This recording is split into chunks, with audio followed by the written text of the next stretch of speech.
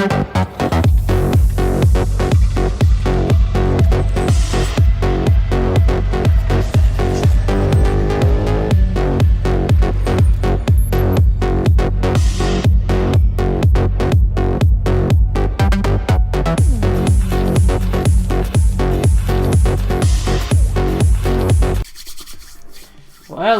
everybody. Welcome to the channel.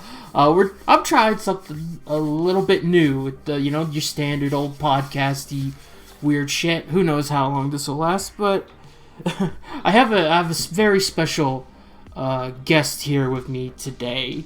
He's definitely helped me out a few more times than I can count, and you probably heard of him if you've looked on the internet recently. I'd like to present Orbital Bacon. Thank you for stopping by. Thank you for having me on. Greetings, universe. Yeah.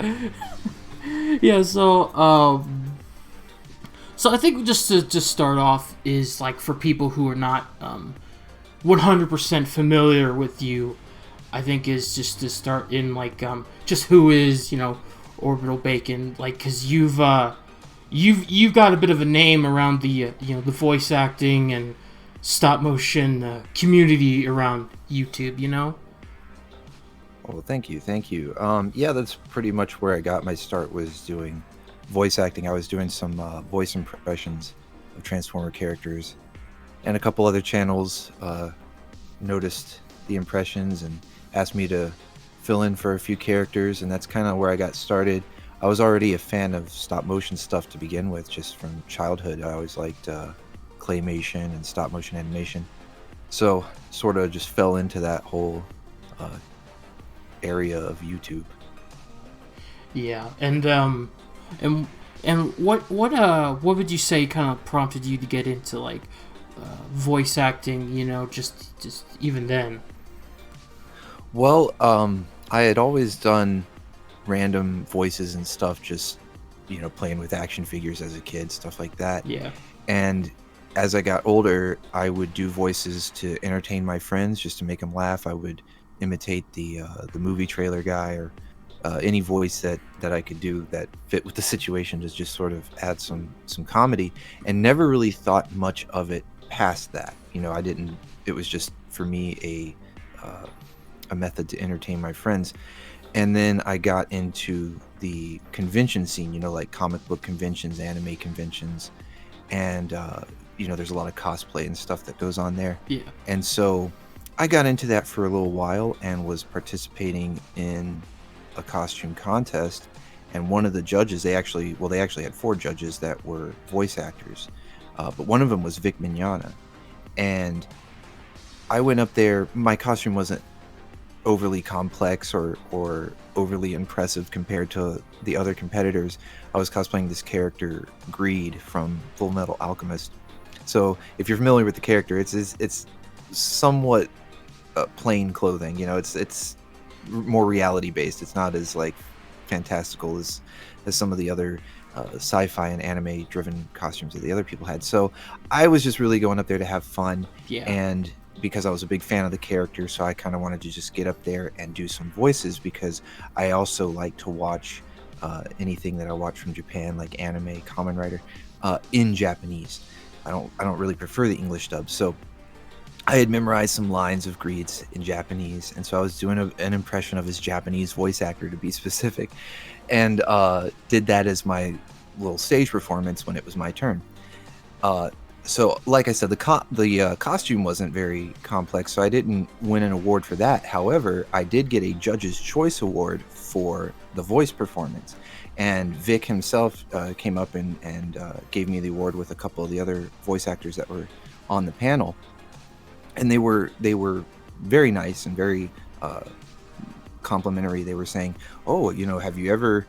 Because you weren't even using a microphone, and we could hear you. I'm sure they could hear you in the back. We could hear you crystal clear. Like, have you ever thought about getting into voice acting and trying it out professionally? And it just never had dawned on me. So when they said that it was like light bulb, I'm like, no, but I will now. So that's kind of the origin story. Yeah, I can imagine that. Just that little nudge. It's just like you never thought about it before, but now someone says it out loud. It just seems so obvious. Yep. So I have Vic to thank for getting into voice acting. Wow, that is impressive. Broly himself prepared the orbital bacon. Yes, he nudged me in. He nudged me in the direction. Yeah, and The legendary Super Saiyan. yeah, the legend himself. Yes, and yeah, you went in. You started getting around. Like, I mean, I know from my attempts that you have to do. You just start sending your voice out to anybody who could need it, and then you start getting a little traction and all that. So was that how you were just doing it? Just if anybody needed a voice, you'd just be like, yeah, I could do that if you need me to. Yeah, like I said, I first started out on YouTube not really being aware of the stop motion community right off the bat. So when I was putting out the first few videos on my channel, they were like a couple of song remixes and then some voice impressions. Right. And I think there was even something about a little photo comic, where I was using the action figures in different poses to make panels of a comic that I used to upload on TFW 2005. So that's really the first few videos were just sort of focused around that, and I just felt like showcasing some voices that I could do in the Transformers franchise. And once I got noticed by a couple of channels, it got me aware of the stop motion community. I started looking for other stop motion channels, and a lot of them will put out audition or casting calls. Right. And they'll put out a video or something like that and say, we're looking for these characters and this is what we want them to sound like, so on and so forth. And so I would just sort of look for anyone who was holding open auditions or had posted a casting call and go for whatever characters I think that I could be a good fit for. Yeah. You definitely have a lot of characters that you've done pretty well. And it's not just your voice work that's gotten you around the block. Like, you've done some impressive visual effects works from just the stuff I've seen. Well, thank you. Yeah, the visual effects stuff sort of came later. For a long while, I was just focused primarily on voice work, but then as all things sort of do with technology, the more that it evolves and advances, it becomes more widely available. So once we got to a point where you could get video editing software that was closer, not quite still on par with what they use in Hollywood and stuff, unless you shell out the big bucks, but the average Joe could get video editing software that was pretty darn decent, if I do say so myself. And you could pull off some cool stuff as long as you were willing to put in the time to learn it, because it looks real complicated when you first open it up. It took me hours upon hours of tutorial videos and lessons and stuff like that to get the hang of it.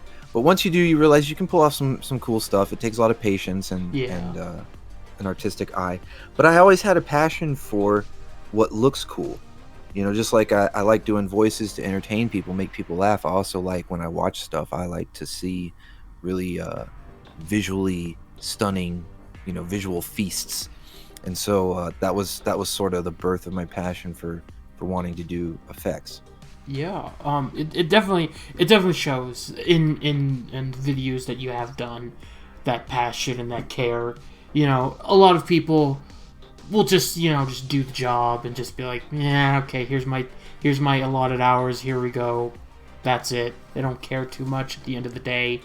But you show a lot more, like, care into it, because like I recall seeing some of the streams you used to do when you were just editing things off, and you were doing like these kind of half and half, like just little talks and of step by step how you were doing it, and you could tell that you definitely gave a crap about the job.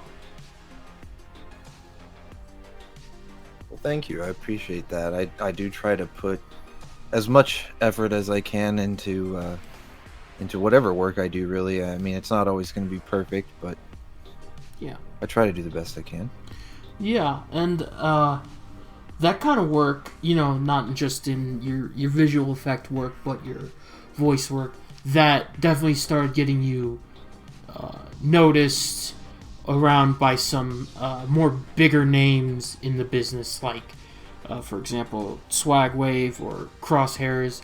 So, like, with the how'd you wind up getting involved with those two guys? Well, those are two of the first channels that I worked for actually. When I first started, again, I hate to be a broken record, but when I first started and put out those voice impression videos, there were a couple of channels, and those couple of channels would be Crosshairs and Swagwave, that sort of noticed it and had actually come to me and said, "Hey, we like what we heard," sort of thing.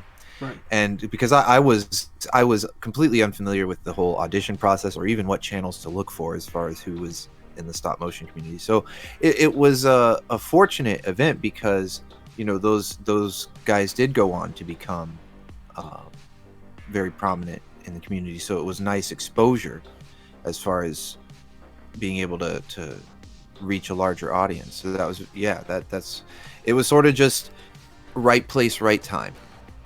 Yeah, like while I didn't watch a whole lot of Crosshairs thing, I did watch a lot of like Swagwave's videos, and I definitely saw that like evolution.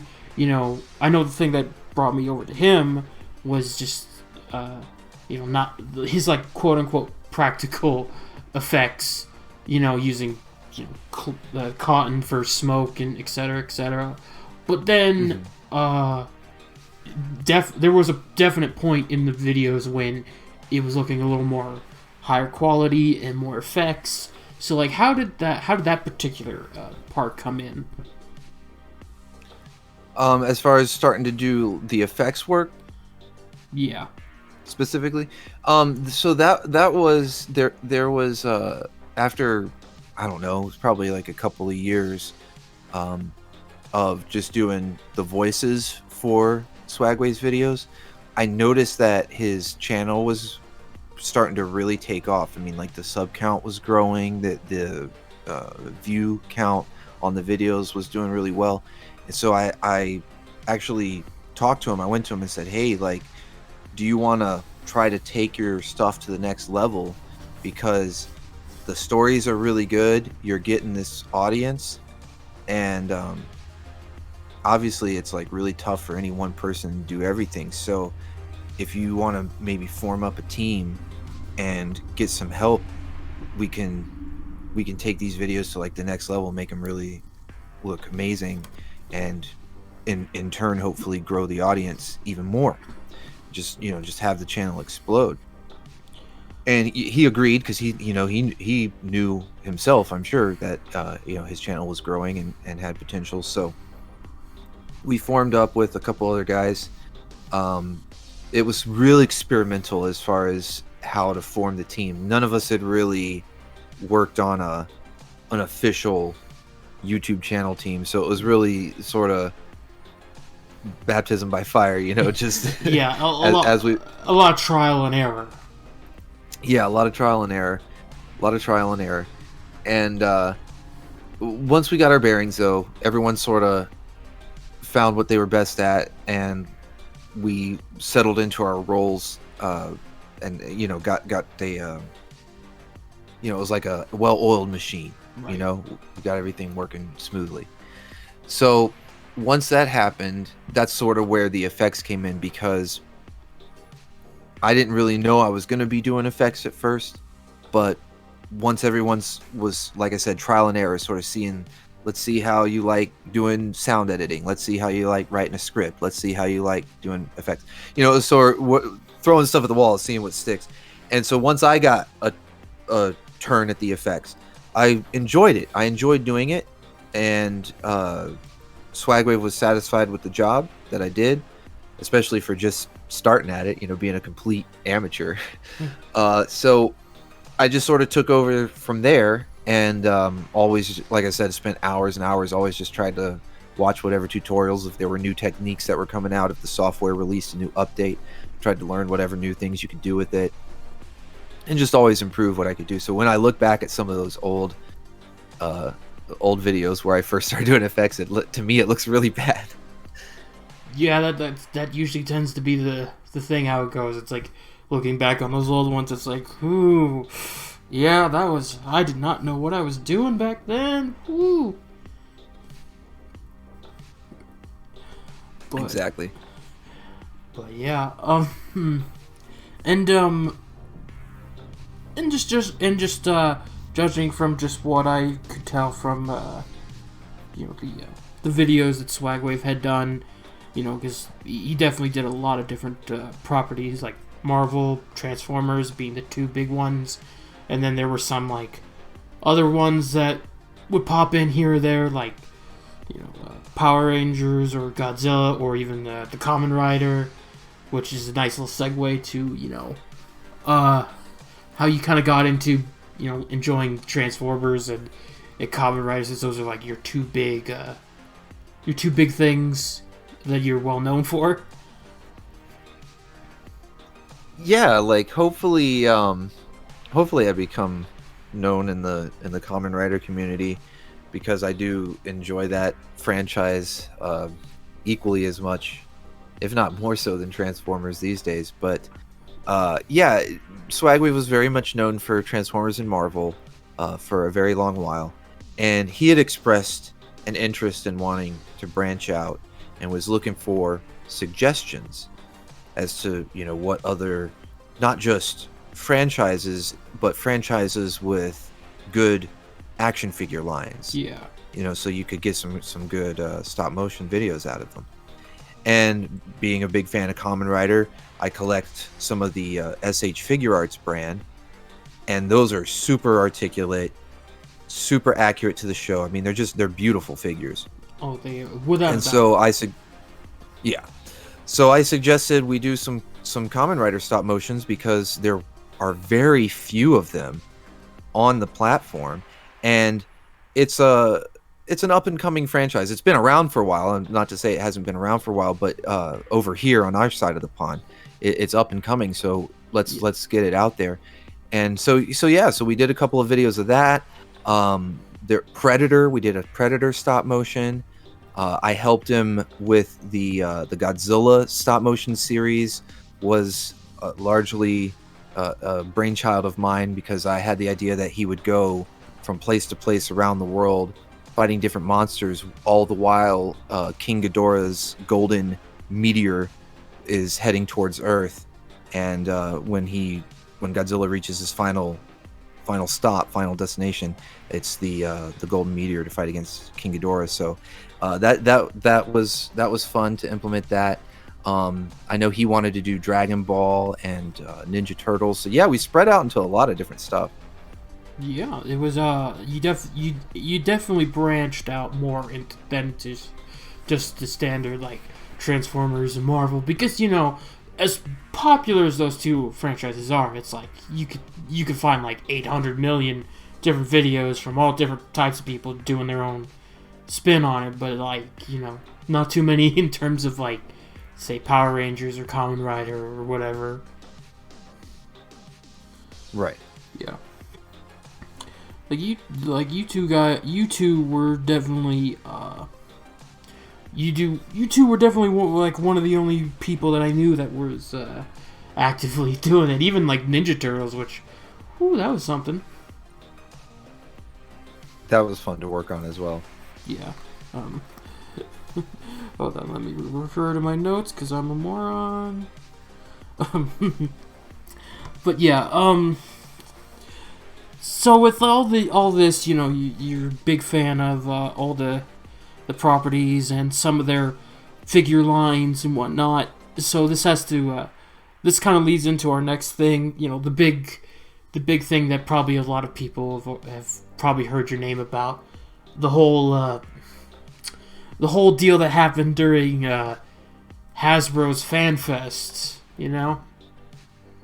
Recent events. Yeah, that particular event. So, just wanted to put your side of the story, because I was watching that stream like all the way through for the most part, but I did not have that chat on, so just figured you could walk us through like how things happened during your perspective.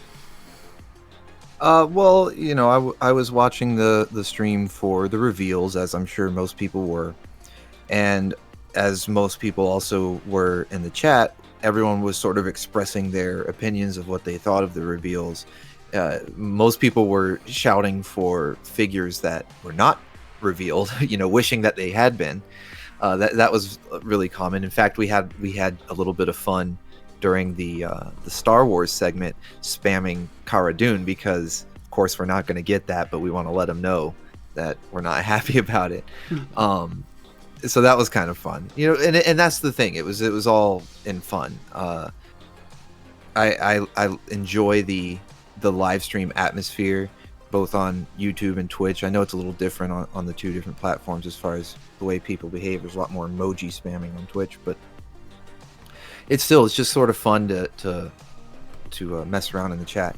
And so as stuff was getting revealed, positive or negative, whatever my opinion was, I would just sort of throw some comments out there, and every now and then I'd make jokes. A lot of people, were making jokes. I saw plenty of funny comments as I was watching. The chat was almost more entertaining than the stream at times. So the comments that got me under fire, though, the two specific ones that got me under fire were woke trash, that just those two words by themselves, and Melanin Force. Again, those two words by themselves. Melanin Force was a reference to what one of the guests said. They had made a comment about the new reveal of the Gold Ranger, who's played by a black actor. So she made a comment about melanin poppin', that quoting her, melanin poppin'. And because in the Power Rangers fandom, I mean, I'm a lifelong fan of Power Rangers. It's sort of an ongoing joke to put random words in front of Force, because they have all these different seasons that have Force in the title, like Wild Force, Mega Force, Mystic Force, Time Force, Super Mega Force. So I mean, it's a running gag. Right. So when she said Melanin Poppin', I had to say Melanin Force, just because it just popped them. Well, that's a bad pun. It sprung into my head when she said that, because random word in front of Force, that is already a formula.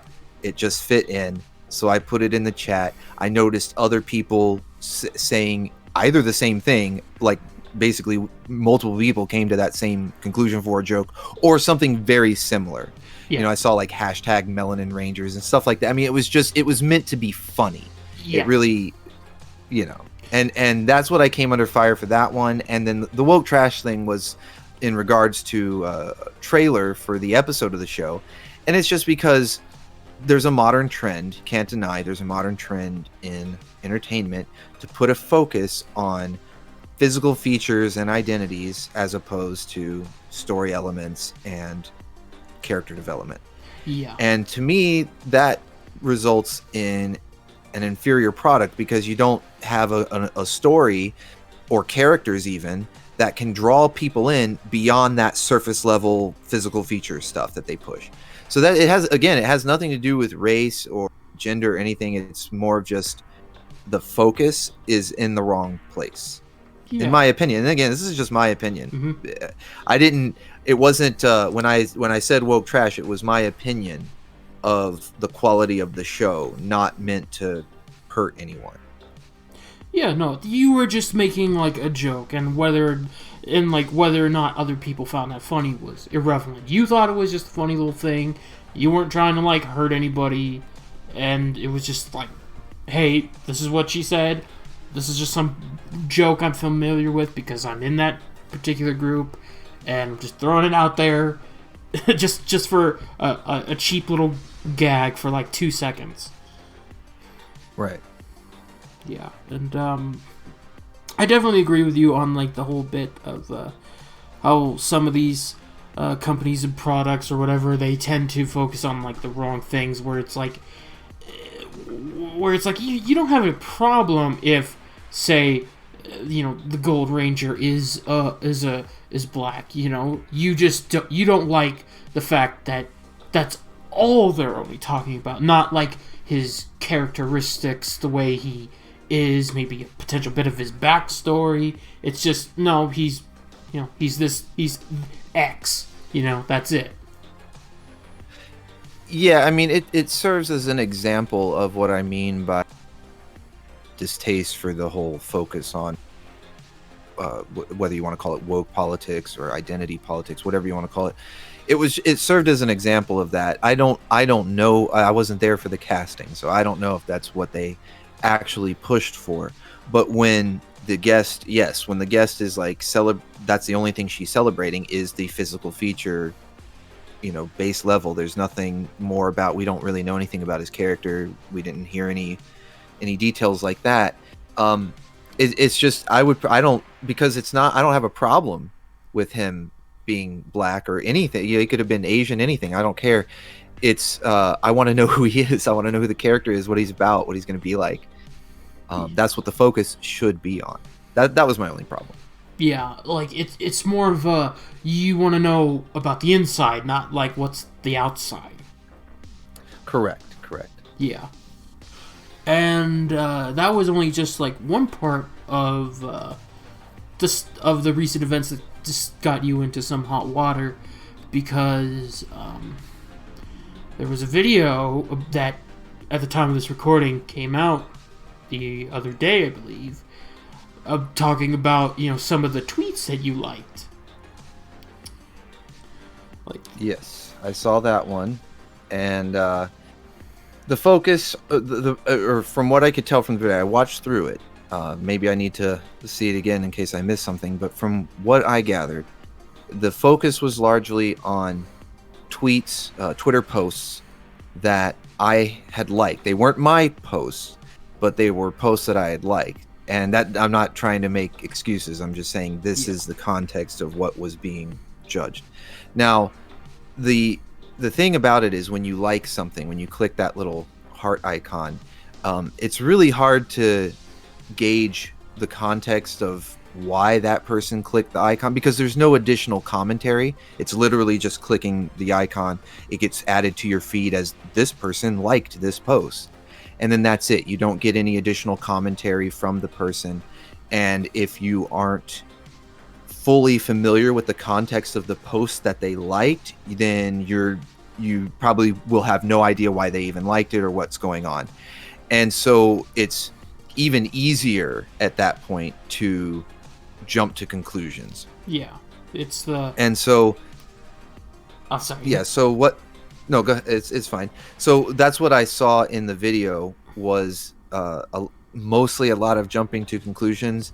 He would throw up a screenshot of a tweet, in some cases even read it out, but he would then proceed to just label me, say, oh, see, this is bad. You can't like Gina Carano, or you can't question the BLM movement, or whatever he was taking issue with. He wasn't refuting any points in the tweets themselves, nor was he really asking me, why did you like these? What are your thoughts on these? He just immediately assumed, oh, you like this, so you feel this way. And I just don't agree that it's the same reason. He maybe when he scrolls through Twitter, he has a reason for liking things. That's not going to be the same as why someone else likes things when they scroll through Twitter. Yeah. And again, context is important. Yeah. So yeah, context that's really is key. where that came from. Yeah, context is key. So that's really where that came from. A lot of the stuff, I feel like if he had taken the time to refute the individual tweets themselves, because he seemed to have a problem more so with what was actually said in the tweet or the person who posted it. So that's why he was mad that I liked it. So my thoughts are, if he didn't like what was said in the tweet, or he didn't like the person, like in the case of Gina Carano, he didn't like the person who's, because the tweet that I liked that he used the example of was Happy Easter. So he either has a problem with Easter, which I don't think is what he was saying, or he has a problem with Gina Carano, which I think he pretty clearly stated. Tell me why. Let's have a discussion why you don't like Gina Carano, and maybe we can have a discussion and come to a mutual understanding at the very least. Not that we need to forcefully change each other's minds, but at the very least come to a mutual understanding and as far as each other's perspectives on Gina Carano, for instance, or the tweet that he posted from Memology about questioning where the funds that had been donated to the BLM movement, where they had gone. He had not seen them being put back into the black community, and he was questioning, where are they, out of concern for the black community. That's why I liked the tweet. I said, yeah, that's a good question. Where have the funds gone? That's all we want to know. We want to make sure that they're being spent appropriately. And of course, fast forward to today, and there just in the past 2 or 3 days have been several news stories come out. You can check the New York Post for the co-founder of BLM spending millions of dollars on 4 or 5 different mansions across the country. So it's a founded concern, is what I'm trying to say. Yeah. We're not being racist. No. We're not saying that Black lives don't matter, but the movement itself, when it's being given all this money and saying that it's to help the black community, and then you see the co-founder spend millions on all these mansions, you want to make sure that there's something going back to the black community. That's all we care about. So he jumped to the conclusion that just because it was questioning BLM, the BLM movement, that I automatically was racist. And I just feel that that's not fair, especially since all I did was like the tweet, and he didn't even bother to refute the tweet itself.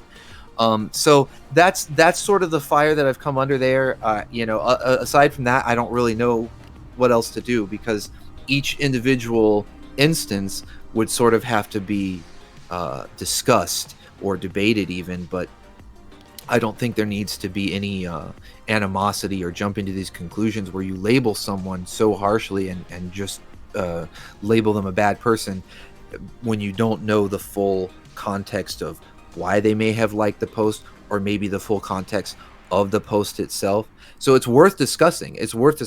And in anything, not just my situation, it's always worth discussing things before just jumping to full-blown conclusions. I actually saw a comment. There was a really good comment I saw on the video, on Moose's video, because I was watching it as a refresher before this interview, that said something like, if you silence voices, it doesn't change minds, it closes minds, or something like that. Mm-hmm. So I thought that was really good, because if your goal is to change minds, then don't silence people, because letting them talk and discuss with you is a better chance. It gives you a better chance. If your goal is to change their mind, it gives you a better chance. So I thought that was I saw that. I thought that was a good comment, although there's a lot of division in that comment section.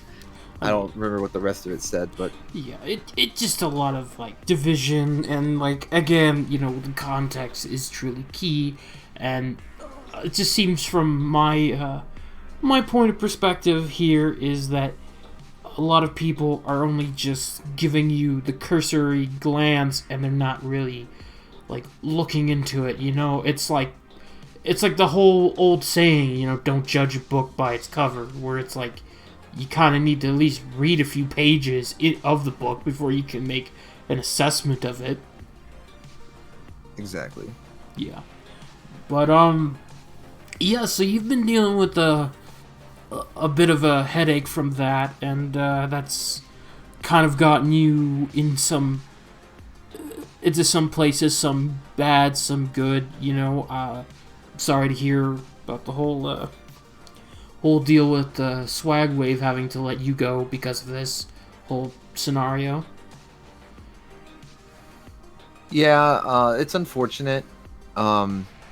It's funny, we were just talking about Gina Carano, because a similar thing happened to her, where she shared some opinions that were not favorable with Disney, the company that she worked for, and so they let her go over that.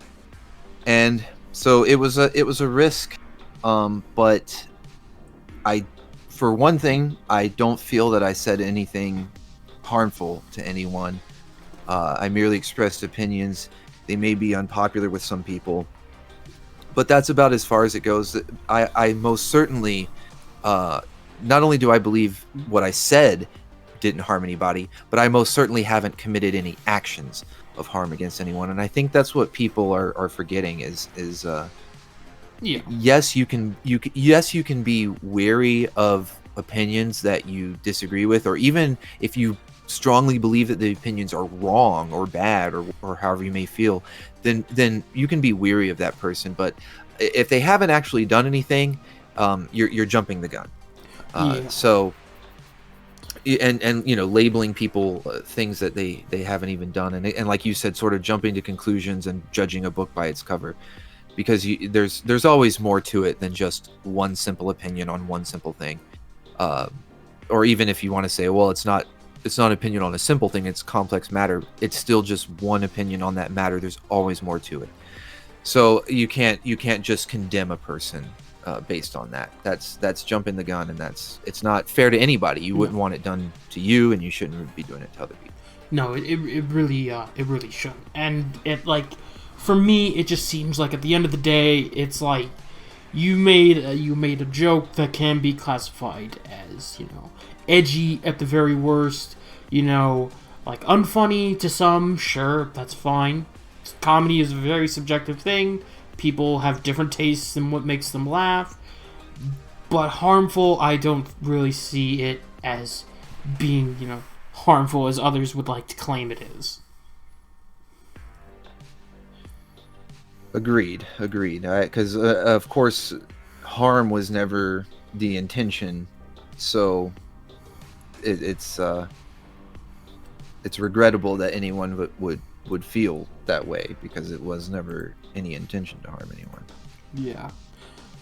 And it is disappointing to see, this kind of thing. Like, you're going through this similar pathway that, Gina Carano has went through. But it hasn't been all too bad, given things, and to continue the trend of comparing you with Gina Carano. I've been hearing you have some potential future endeavors with other people or whatnot, from what I've heard. Yeah, luckily there are some people that were willing to either give me a chance to explain myself, or just outright understood what was going on from the beginning and sort of didn't appreciate the whole cancel mentality of everyone that was upset about this and going after me. So I've had some messages. I don't want to say who, because I don't want people going after them. Mm-hmm. At least not yet. No, I don't ever want anybody going after them. But here, let me say that again. I don't want to say who, because I don't want anyone going after them. But there have been quite a few people who have reached out in support, and a couple of them are indeed fellow content creators, and have offered me work with their channels or their projects. So I still function. I shall live on. That's good to hear. That even throughout all this, you are still managing to get through the day, and keep doing what you're doing and enjoying your work. Thank you. And I think that just about cuts it. I'd like to thank Orbital for participating in this whole little interview thing. It was very great to have him aboard. Thank you for having me on. Yep. So I think that'll be it. I don't need to do anything flashy. I'll see you all next time on the next video. Again, Orbital, great time seeing you here. I'd love to have you on again whenever I get a chance. Sounds good. Count me in. That's great. So we'll all see you next time. Goodbye.